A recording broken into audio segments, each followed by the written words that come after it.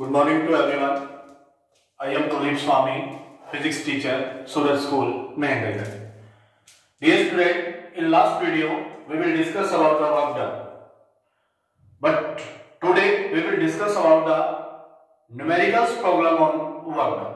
Generally, we have studied about that W is equal to F into S.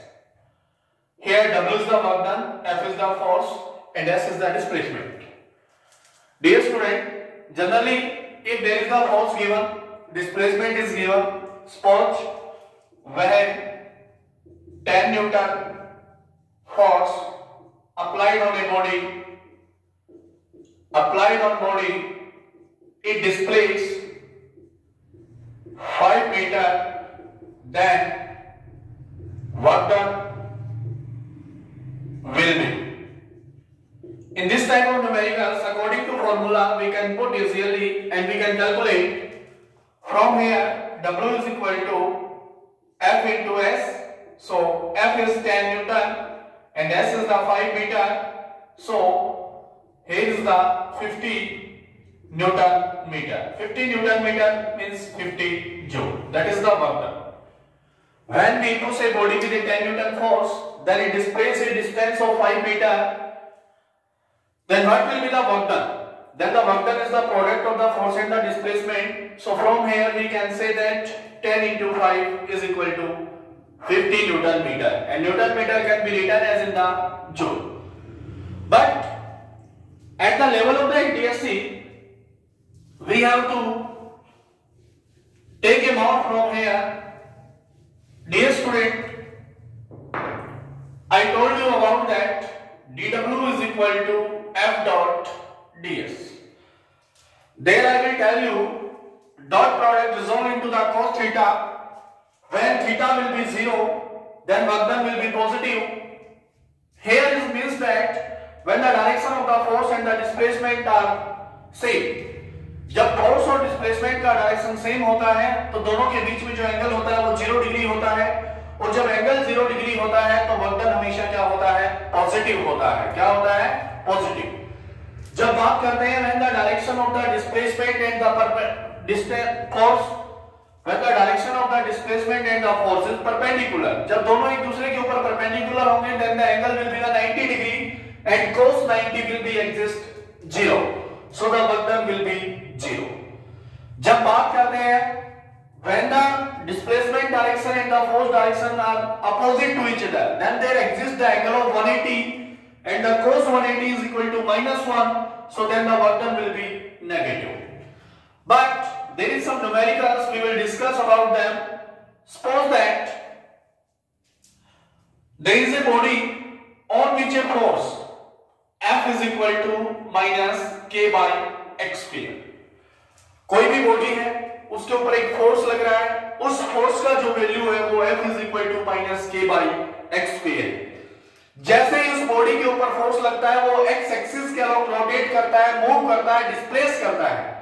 वो x axis के along displace करता है और उसका जो डिस्प्लेसमेंट पॉइंट है x is equal to minus a to 2a, वो नेगेटिव से कहां की ओर जा रहा है? पॉजिटिव की ओर. सपोज कीजिए ये हमारे पास x एक्सिस है, ये y एक्सिस है, ये माइनस ए पॉइंट है, ये प्लस ए पॉइंट है और ये 2a पॉइंट है अपने पास. अब बॉडी जो मूव कर रहा है वो माइनस ए से लेकर 2a तक कर रहा है. बॉडी के ऊपर जो फोर्स लग रहा है वो माइनस का k by x स्क्वायर लग रहा है. हमें इस कंडीशन के अंदर वर्क डन बताना है. How much will be the work done? Dear student, according to formula dW is equal to F dot ds बताया मैंने आपको, लेकिन डिस्प्लेसमेंट कर रहा है वो dx की डायरेक्शन में है तो हमारे पास क्या हो जाएगा? F dot dx. Dear student, dW is equal to F का वैल्यू पुट कर दिया हमने माइनस का k by x स्क्वायर और इनटू में क्या हो जाएगा? dx. Dear student, taking integration dW is equal to k constant है उसको हम बाहर ले लेते हैं. इंटीग्रेशन ऑफ माइनस भी हमने बाहर ले लिया 1 by x square into dx. Dear student, limit put करते हैं माइनस ए से लेकर 2a तक. अब अगर इसको सॉल्व करने की कोशिश करते हैं तो dw का वर्क डन क्या होता है हमारे पास? इंटीग्रेशन w माइनस k अब अंदर देखिए क्या बच जाता है, 1/x² को मैं x की पावर -2 इंटू dx लिख सकता हूं और लिमिट -a से लेकर 2a। डियर स्टूडेंट, अगर हमें किसी भी चीज का इंटीग्रेशन करना है तो हम उसकी एक पावर इंक्रीज कर देंगे। यहाँ पे x की पावर -2 है तो हम उसमें प्लस ऐड कर देंगे। उस पावर को इंक्रीज करने के बाद जो पावर बचती है उस पावर से हम उसको डिवाइड कर देंगे। So dear student, w is equal to minus के बाहर ले लिया हमने। इसके इंटीग्रेशन की बात करते हैं तो x की पावर -2 प्लस 1 डिवाइडेड बाय -1 और लिमिट -a से लेकर 2a। हमने एक पावर को इंक्रीज कर दिया, -2 प्लस 1 क्या बन गया हमारे पास -1 से हमने क्या कर दिया, इसको डिवाइड कर दिया। So w is equal to minus का k x की पावर -1 बाय -1 और -a से लेकर 2a तक, ये इसका लिमिट वेरिएशन हो गया हमारे पास। Now w is equal to minus k, इस माइनस को बाहर ले आते हैं तो प्लस k और इसको मैं लिख सकता हूं 1/x -a से लेकर 2a लिख सकते हैं हम इसको। सो यहां से w is equal to k, अब upper limit minus lower limit 1/2a minus का 1/, क्योंकि ये हमारे पास माइनस का है। So w is equal to k into 1/2a plus 1/a। So w is equal to k into 3/2a। So w is equal to 3k/2a। This is the answer for this question. Dear student, again I repeat, हमारे पास कोई भी force दिया गया था, x axis के along body move कर रहा है, डिस्प्लेस कर रहा है, उसका डिस्प्लेसमेंट लिमिट दिया गया था कि बॉडी कहां से लेकर कहां तक मूव कर रहा है। हमें उसका वर्क डन निकालना था तो हमें यहां पे इंटीग्रेशन अप्लाई करना पड़ा कि dw is equal to f dot dx, f का वैल्यू हमने पुट किया, x के टर्म में था, इनटू में dx लिख लिया हमने। फिर मैंने बताया अगर इंटीग्रेशन किसी भी चीज का अगर हम करते हैं तो हमें क्या करना होता है, उसकी एक पावर को इंक्रीज कर देते हैं और इंक्रीज होने के बाद जो पावर बनती है उससे हम उसको क्या कर देते हैं, डिवाइड कर देते हैं। तो -x की पावर -1/1 हो गया हमारे पास, माइनस को बाहर ले जाएंगे प्लस हो जाएगा, इसको हम 1/x लिख सकते हैं। -a से 2a तक हमारा लिमिट वेरी कर रहा था। अब फॉर्मूला कहता है अपर लिमिट माइनस लोअर लिमिट, एक माइनस ऑलरेडी इसके साथ था तो माइनस माइनस क्या हो जाएगा प्लस, तो w is equal to k into 1/2a plus 1/a, तो w is equal to 3k/2a, ये हमारे पास इसका आंसर हो जाएगा। I hope you will understand it.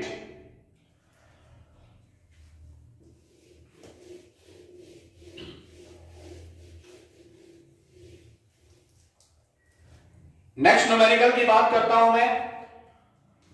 कोई भी एक रबर है, उसको एक डिस्टेंस तक इंक्रीज किया जाता है। सपोज करते हैं हमारे पास कोई रबर है, उसको x डिस्टेंस तक इंक्रीज किया जाता है। x डिस्टेंस तक इंक्रीज करने के लिए उसके ऊपर एक फोर्स लगाया जाता है, वो फोर्स है हमारे पास ax² प्लस bx मान लेता हूं। ये force applied on a body increase from ax² plus bx, ये मैंने मान लिया। अब अगर यहां से बात करते हैं, हम बात करते हैं कि जब उसके ऊपर जब भी वो फोर्स लगाया जाता है तो सपोज करते हैं कि वो किसी एक डिस्टेंस तक मूव करता है और उस डिस्टेंस को हम मान लेते हैं यहां पे कि उसने किस डिस्टेंस तक मूव किया है, x एक्सिस के अलोंग l डिस्टेंस तक मूव किया है। अब हमें कैलकुलेट करना है कि उस बॉडी के ऊपर टोटल फोर्स कितना लगेगा, उस बॉडी के ऊपर टोटल फोर्स कितना लगेगा। देखिए according to formula dw is equal to क्या होता है, f dot dx, dw is equal to f का वैल्यू पुट किया हमने ax² प्लस bx इंटू में क्या हो जाएगा dx, taking integration on both side dear student, तो अंदर ये सभी के साथ इंडिविजुअली मल्टीप्लाई हो जाएगा, तो ax² इंटू dx। अब a कांस्टेंट है तो हम इसको बाहर लिख लेते हैं, प्लस b कांस्टेंट है इसको हम बाहर लिख लेते हैं x इंटू dx।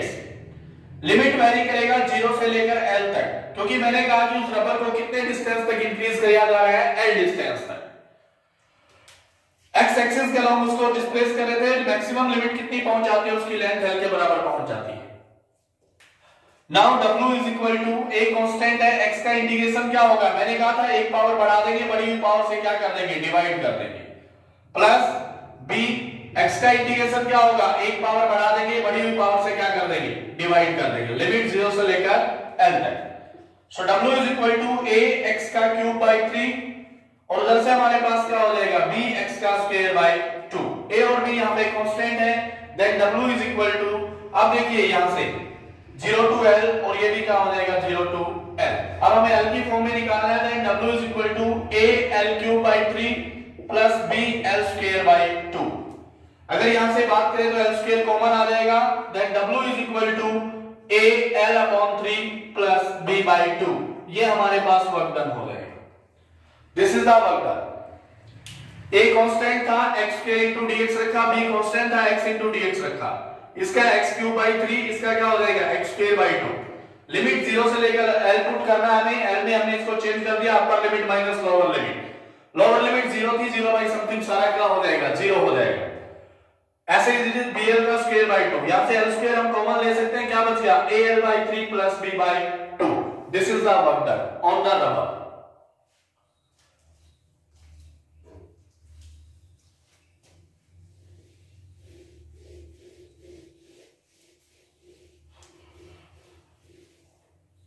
नेक्स्ट देखिए डियर स्टूडेंट, कोई भी एक बॉडी है जिसको एक्स एक्सिस के अलॉन्ग अगर मूव कराया जा रहा है, उस बॉडी का जो वेरिएशन है वो x is equal to 0 to 5 metre तक वो मूव कर रहा है एक्स एक्सिस के along.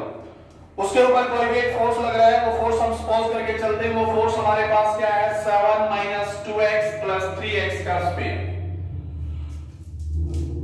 We have to calculate the work done, then according to question dw is equal to क्या होता है f.dx।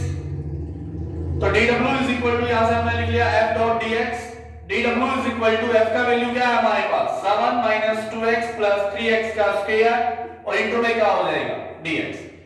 इसको इंडिविजुअली लिख लेते हैं, dw is equal to 7 * dx - 2 constant x * dx + 3x² dx। Taking integration on both side, दोनों side हम integration ले लेते हैं, कांस्टेंट क्वांटिटीज को हमने बाहर रखा है। इंटीग्रेशन x वेरी कर रहा है 0 to 5, लिमिट पुट कर देते हैं 0 to 5। डियर स्टूडेंट dw का इंटीग्रेशन क्या होगा हमारे पास, w is equal to 7x, क्योंकि dx का इंटीग्रेशन क्या होगा x माइनस का 2, यहां पे क्या हो जाएगा x²/2, लिमिट 0 to 5 प्लस का 3, यहां पे क्या हो जाएगा x³/3 इनटू में 0 to 5 लिमिट हो जाएगा। देखिए आप इंटीग्रेशन समझ गए होंगे, इसलिए मैंने यहां पे सीधे लिखे हैं, क्योंकि x की एक पावर ऐड करेंगे x²/2, x² में एक पावर ऐड करेंगे x³/3। So w is equal to 7 5 - 0 minus इस 2 से 2 कैंसिल हो जाएगा, 5 का स्क्वायर क्या हो जाएगा 25 माइनस 0 का स्क्वायर 0 प्लस इस 3 से 3 कैंसिल हो जाएगा, ये क्या बच जाएगा 125। यहां से देखिए 35 - 25 प्लस 125, यहां से देखिए आप आंसर आ जाएगा 135 joule. This is the work done. आपको इस तरह से एनटीएससी स्टेज का maximum work done level question यही होता है कि आपको इंटीग्रेशन लेवल से उसको सॉल्व करके दिखाना होगा कि इस क्वेश्चन के अंदर हमें कहां से लेकर कहां तक करना है। एक क्वेश्चन और करवाता हूं मैं आपको।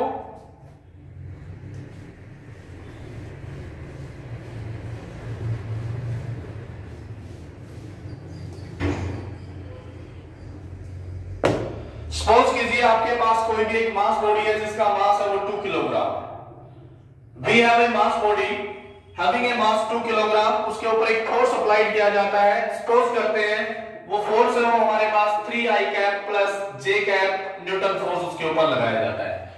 जैसे ही उसके ऊपर फोर्स लगाया जाता है वो बॉडी मूव करती है और उस बॉडी का जो मूव पॉइंट है वो मूव करती है 2I cap plus K cap. ये उसका फर्स्ट पोजीशन वेक्टर है जिसको मैं r1 का नाम देता हूं, जहां पे वो एक्चुअल में पोजीशन के अंदर थी। फिर उसके ऊपर फोर्स लगाया जाता है, फिर वो मूव करना स्टार्ट कर देती है और उसका जो मूविंग पॉइंट है वो आ जाता है 4I cap plus 3J cap minus का K कैप। मतलब ये उसका R2 पॉइंट है कि वो दूसरी जगह किस जगह पे जाके वो रुकती है। अगर इस तरह की कोई भी कंडीशन आपके सामने है पैदा हो जाती है तो आपको किस तरह से उसको सोल्व करना है। देखिए अगर सपोज कीजिए आप यहां से आपको क्या चाहिए डिस्प्लेसमेंट चाहिए, डिस्प्लेसमेंट आपके पास नहीं है वो आपको कैलकुलेट करना है, क्योंकि आपके पास दो डिस्प्लेसमेंट दिए गए। तो ये इनिशियल पोजीशन होती है, ये फाइनल पोजीशन होती है। अगर फाइनल पोजीशन में से इनिशियल को घटा दिया जाता है तो डिस्प्लेसमेंट वेक्टर आ जाता है। इट मींस दैट आपको क्या सोल्व करना है r2 minus r1। r2 minus r1 को आप सोल्व कीजिए 2I कैप 3J है तो 0 हो जाएगा, प्लस का 3J कैप और माइनस का क्या हो जाएगा 2K कैप। ये आ गया आपके पास डिस्प्लेसमेंट। अब आपको वर्क डन निकालना है W। W is equal to क्या होता है, dW is equal to f dot dx। अगर हम बात करते हैं तो dx हमारे पास आ गया, तो f का वैल्यू क्या है हमारे पास 3i cap plus j cap into में ये क्या हमारे पास 2i cap plus 3j cap minus का 2k कैप। अब आप देखिए 3 2 जा 6 प्लस 3 1 जा 3, j का कंपोनेंट है नहीं तो 0, देन हमारे पास ये क्या हो जाएगा 9 joule. This is the work done. Thank you dear students, this is the basic concepts as well as the NTSC level numericals of the work done problem.